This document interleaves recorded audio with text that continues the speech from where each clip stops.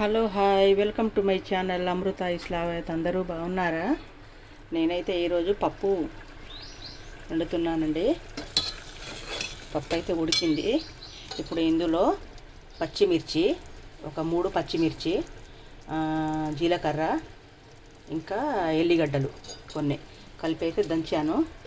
ఇప్పుడు ఇందులో వేసి ఈ పప్పులో వేసి కాసేపు ఉడకబెట్టుకోవాలి. వీటితోనే పప్పు మంచి టేస్ట్ వస్తుందండి, మంచి స్మెల్, మంచి టేస్ట్. వెనకట మా అమ్మ ఇలా ముద్దపప్పు చేసి పక్కన చారు చేస్తే ఆహా, ఆ రుచే వేరండి. కాసేపు ఉడకాలండి.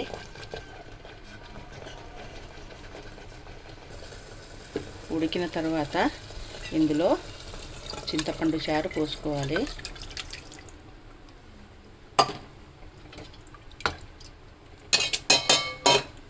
చింతపండు చారు పోసుకొని కలుపుకోవాలండి.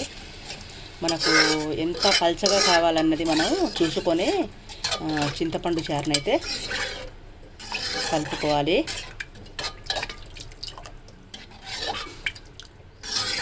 ఇంకొంచెం వాటర్ పోసుకుందామండి. కొంచెం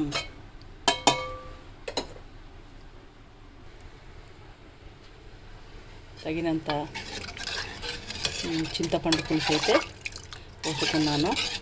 ఇందులో టేస్ట్కు తగ్గ ఉప్పు కూడా వేసుకున్నాను. ఓకే,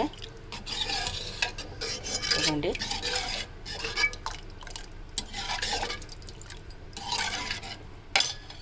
ఓకే, నేనైతే పోపు కోసం కరివేపాకు ఇప్పుడే ఫ్రెష్గా తెంపుకొని కడుక్కొచ్చాను. చూడండి ఎంత ఫ్రెష్గా ఉందో. తర్వాత పోపుకైతే మెంతులు, జీలకర్ర, ఎండుమిర్చి, ఎల్లిగడ్డ పోపులో అయితే వేసుకున్నాను.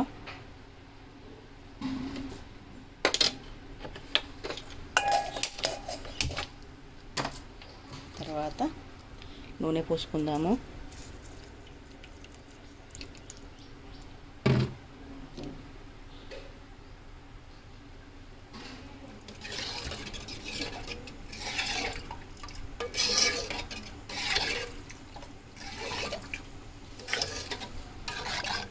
ఈ చారు అయితే మసులుతుంది.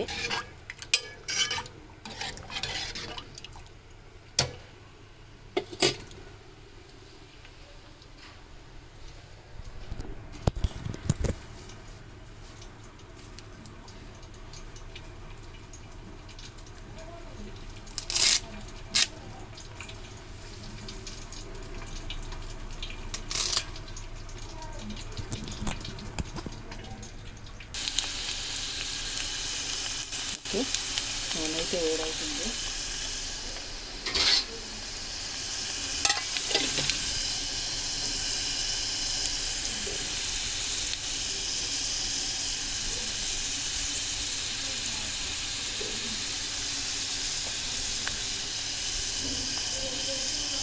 నూనె వేడి అవుతుంది. ఇప్పుడు ఇందులో మనం కరివేపాకు,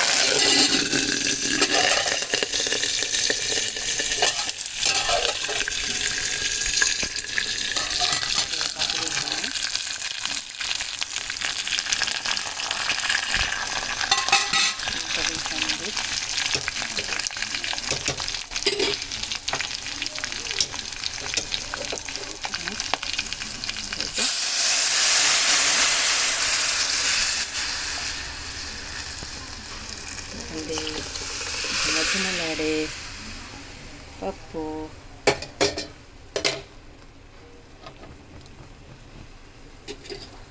మగుమలాడే పప్పు రెడీ అయిపోయిందండి.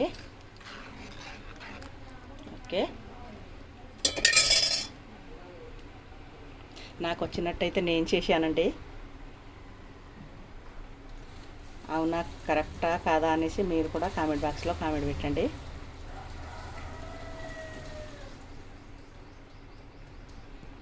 చూశారు కదా పప్పుచారు. ఈరోజు పప్పుచారు మామిడికాయ పచ్చడి కాంబినేషన్ చాలా బాగుంటుందండి. ఓకే, ఈ వీడియో కనుక నచ్చితే లైక్ చేయండి, షేర్ చేయండి, సబ్స్క్రైబ్ చేయండి. Okay, bye.